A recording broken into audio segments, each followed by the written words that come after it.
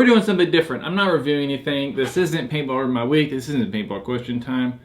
We are gonna talk about something that kind of bothers me in this tournament paintball scene, and that's padding. You probably knew that by the title of this or the thumbnail. There's one reason most of you tournament players have padding all over your body: bounces. Having a crazy amount of padding to me is a form of cheating. It's a way for you to stay in the game longer because you're bad at paintball. Let's say you're in a one-on-one, right? It's overtime and you're in the finals and it's the match to win the tournament, and you shoot a guy, bounces him in the arm. You're like, oh, I totally just shot that guy, but it bounced.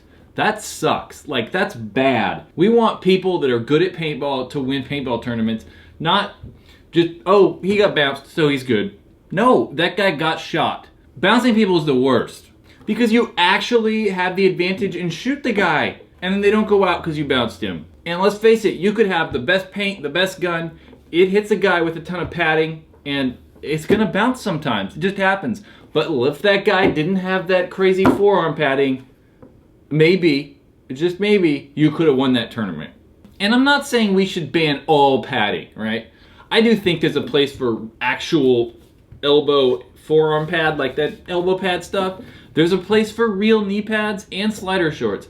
But slider shorts, knee pads, and then crazy padding on pants is a little excessive. And let's be honest, the pads don't do anything. The padding on these jerseys, like the arms and shoulders, is so soft that it might not feel as bad when you get shot, but it's not gonna protect you from diving. And the same thing goes with pants.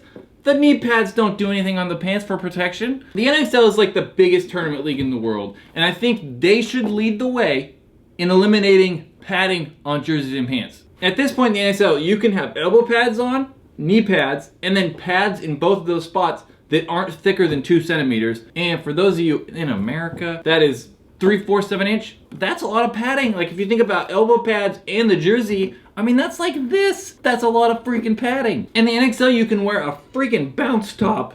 So they even call them bounce tops. It's a jersey with tons of pads all over it. Like, that's crazy. You shouldn't be able to do that. The NXL should lead the way, at least in the Pro Division. Let's get rid of jerseys with padding, and let's get rid of pants with padding, and then bounce tops? What? No. Get rid of those things. The NCPA, at least, they don't allow jerseys with padding. They count 2 layers. You can have jersey, shirt, and the jersey can't be thicker than like a normal t-shirt. That's a good rule. I like that rule. But they should go even further and just do it to pants too. So this isn't me saying we should get rid of all padding ever. I do think it fits a place, right? I think that they should still have jerseys for people that are playing rec or, you know, want some extra padding so it doesn't hurt as bad. But if you're playing tournaments, let's get real. You're gonna get shot, it's gonna hurt sometimes, get over it. That's my rant for today. I am passionate about this topic. Can't stand padding. What do you think? Most of you are probably gonna think I'm crazy and padding serves this weird purpose that some reason we need padding, but leave a comment below. I'm very curious about what people think. Let's start like a petition so the NXL will ban padding. That's not gonna happen.